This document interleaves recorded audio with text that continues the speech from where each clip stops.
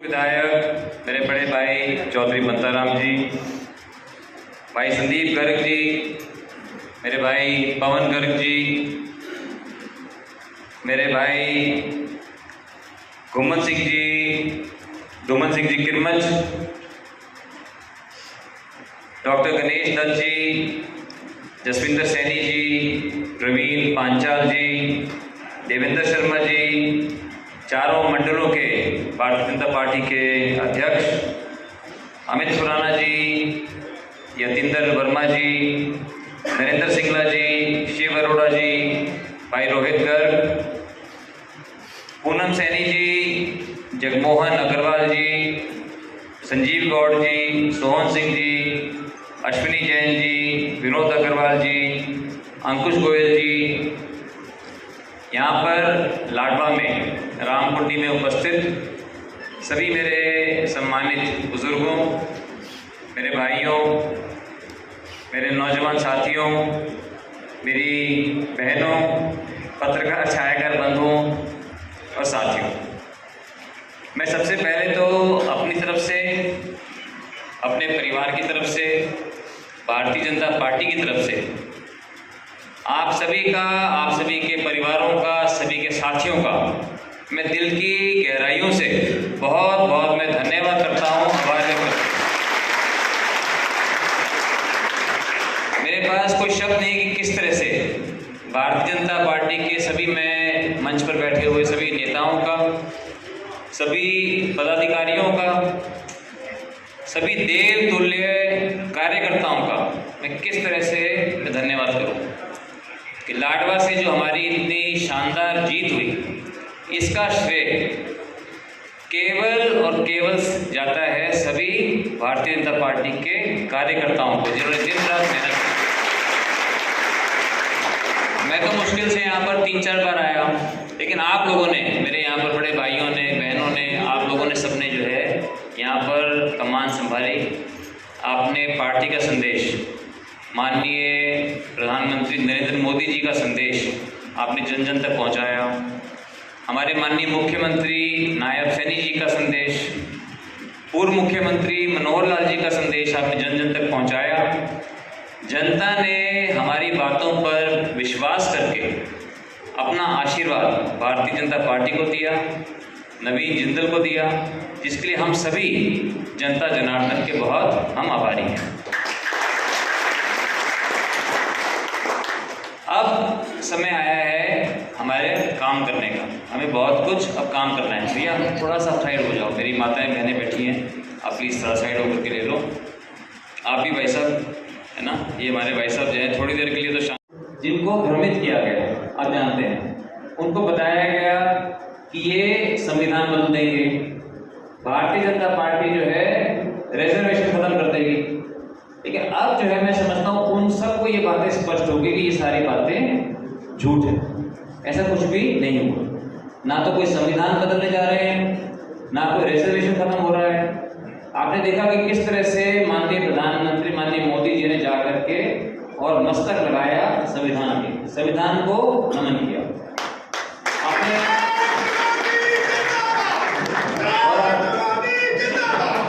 और आपने देखा साथियों कि किस तरह से पिछले 3-4 दिनों में हरियाणा सरकार, जिसका कि नेतृत्व हमारे भाई नायब सैनी जी कर रहे हैं, किस तरह से उन्होंने हर वर्ग के फायदे के लिए उन्होंने फैसले लेने शुरू कर दिए हैं। जितने भी SC/BC भाई बहनों की चौपालें हैं, वो सारे की सारी चौपालों की मरम्मत की जा रही है। 1 लाख से 5 लाख रुपए लगा करके सबकी मरम्मत की जा रही है, रंग रोगन किया जा रहा है। किस तरह से जो सरपंचों को जो समस्या आ रही थी उसको सुलझाया जा रहा है। किस तरह से ये हैप्पी कार्ड जो है सबको बांटे गए हैं कि 1000 किलोमीटर जो भी हमारे जो 1 लाख से या 1,80,000, 1 लाख से कम,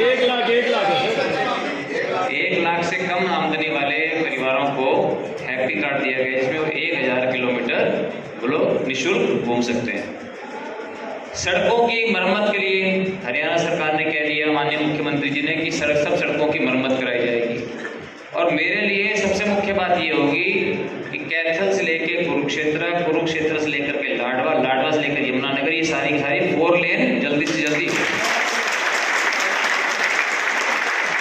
ये सारी बाईपास। और बाईपास भी जो है, मैं बोलने वाला था पवन जी, आपने इतना तो मेरे को सिखा रखा है मैं कोई नया नहीं हूँ, तो यहाँ पर बाईपास भी बने, इसलिए बहुत कुछ करना है। तो काफ़ी चीज़ें हैं जो कि हम जानते हैं सरकार कर सकती है, लेकिन साथियों काफ़ी चीज़ें ऐसी भी है जो कि हम खुद कर सकते हैं। क्या हम सिर्फ ऐसी ही चीज़ों में रुचि लेंगे जो सरकार करेगी, या कुछ ऐसी चीज़ों में भी रुचि लेंगे जो हम खुद कर सकते हैं? बताओ जी। तो मैं शुरू करूँ? हाँ जी, हाँ जी। मैं चुनावों तक तो मैं चुप रहा, मेरा पता नहीं मेरी वोट कट जाए लेकिन अब वो इसलिए बता रहा हूँ मैं ये कि कोई राजनीतिक आदमी इन बातों को नहीं करता, क्योंकि वो बोलते हैं इनसे वोट पाट नहीं मिलते, ठीक है। लेकिन यहाँ पे मैं राजनीति नहीं करने आया, मैं तो अपने परिवार में आया हूँ। मैं अपने परिवार में आया हूँ, मैं आपके परिवार का सदस्य हूँ, आप मेरे परिवार के सदस्य हो, हमारा एक परिवार है। मैं चाहता हूँ कि मेरे परिवार के सब लोग जो है स्वस्थ रहें। सोहन जी आप भी स्वस्थ रहें, फिट रहें। आपकी जो मसल है ना, मैं जानता हूँ बहुत मसल है आपके अंदर, ये मसल तो दिखे, जो फैट है मैं जानता हूँ ये आधा हो जाए, ये कम हो जाए। उसके लिए जो है मैं अपने एक मित्र जो है राजकुमार सिंह जी को लेके आया। राजकुमार दे रही हूँ, राजकुमार कहाँ पे भाई, आ जाओ अंदर। मैं अपने दोस्त को, राजकुमार 40 साल से मेरा दोस्त है, और ये हम हॉस्टल में पढ़ते थे, एक साल एक कमरे में 6 लड़के रहते थे, उसमें से एक है राजकुमार, इसको मैं पकड़ के रहा है। ये न्यूट्रिशनिस्ट है, दुनिया का माना हुआ, एक कंसल्टेंसी के लिए 2 लाख रुपये लेता है, ठीक है, एक कंसल्टेंसी के लिए। लेकिन मैं इसको जो लेके आया हूँ कि आकर के हमारे को जो है मुफ्त में जो है आकर सबको बताएगा खाने पीने के बारे में। जी हमारा जो ये मंदिर रूपी शरीर है, इस मंदिर रूपी शरीर को ना तो हमारी माँ देख सकती, क्योंकि मेरी माँ से, जो कि बिल्कुल ही गलत है, उसके पीछे एक बहुत बड़ा षड्यंत्र है, वो बहुत लंबी बात हो जाएगी। इतना समझिए कि घी अच्छा है, मक्खन खाना अच्छा है, नारियल तेल बहुत अच्छा है, सरसों का तेल खाइए, इसके अलावा किसी चीज़ की ज़रूरत है नहीं।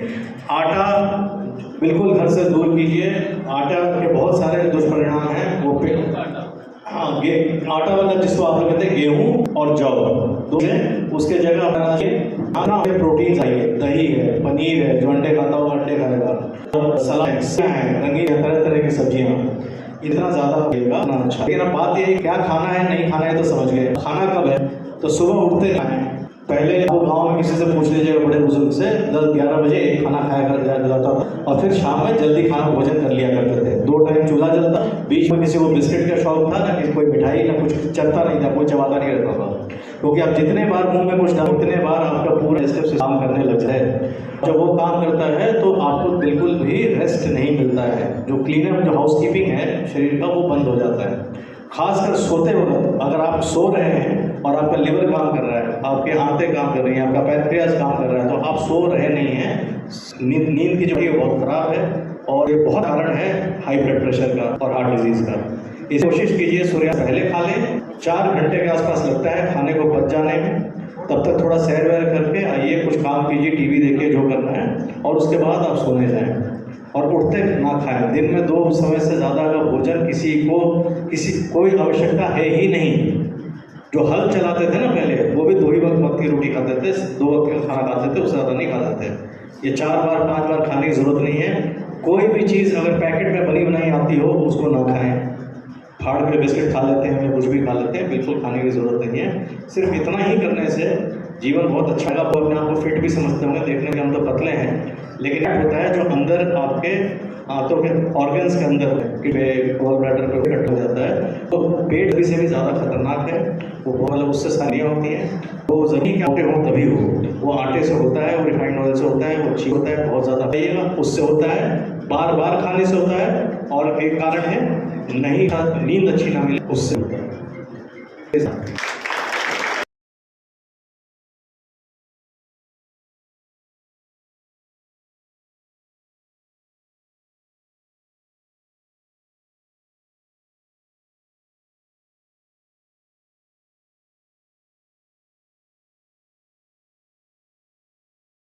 भी हमारे गांव में लोग जो है जो जानवर रखते हैं, गाय भैंस रखते हैं, उनको क्या क्या तकलीफें हैं, हम किस तरह से उनके लिए भी हम कर सकते हैं, ये जाकर के अलग से स्टडी करेंगे।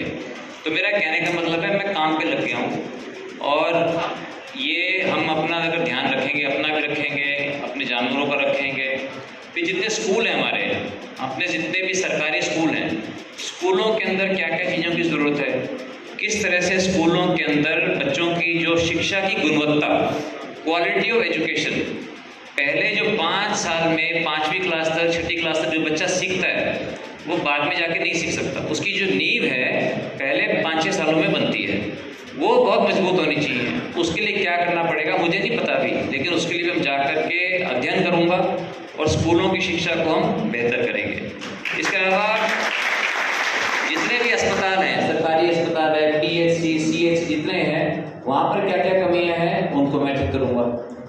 मैं मतलब हम सब मिल करके उसको भी ठीक करेंगे। उसके अलावा जो बड़े अस्पताल हैं उसके अंदर क्या क्या चीज़ों की ज़रूरतें हैं उनको ठीक करेंगे। जितने हमारे ITI हैं, जो कौशल विद्या केंद्र जो हम खोलेंगे नए, उसमें खुलने में तो टाइम लगेगा, बनाना करना साल लगेगा, 2 साल लगेगा, लेकिन उससे पहले जितने कौशल विद्या के केंद्र हैं उसमें क्या क्या चीज़ें हैं जो कमी है उनको हम कैसे ठीक करें। तो मेरे मन में बहुत से सुझाव हैं और बहुत से सुझाव आप लोगों से आएंगे, तो हर चीज़ के ताकि लोगों का जीवन स्तर जो है बेहतर हो। जैसा मैं पहले देखता था 10 साल पहले, 15 साल पहले, चीज़ों में बेहतरी तो हुई है लेकिन थोड़ी थोड़ी हुई है।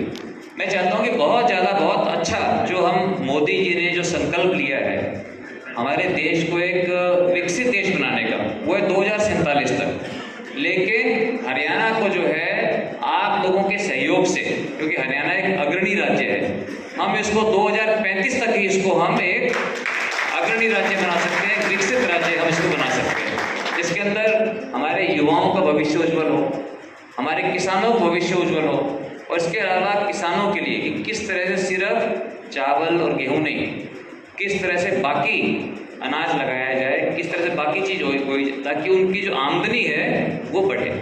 तो मैं हर वर्ग के लिए मैं बहुत कुछ करना चाहता हूँ, सब साथी मिल करके बहुत कुछ काम करना चाहते हैं। Okay Raju, thank you. और जो आपने बातें बताई, ये भी अपना समय जो है एक कंसल्टेंसी के 2-2 लाख रुपये लेते हैं, लेकिन फॉलो तो खुद ही करना पड़ेगा।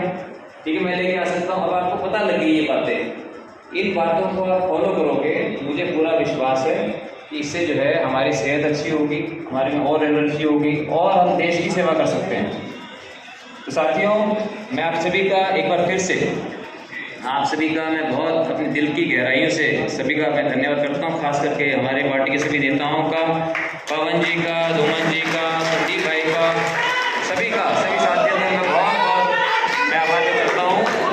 और एक मिनट रोलूंगा भाई, मैं खत्म नहीं हुआ। इसी तरह से हम एकजुट होकर के एक परिवार की तरह, भारतीय जनता पार्टी के परिवार, माननीय मोदी जी के परिवार के रूप में हम एकजुट होकर के हम काम करते रहें, तो मुझे पूरा विश्वास है कि हम अपने सपनों के लाडवा का हम निर्माण करेंगे।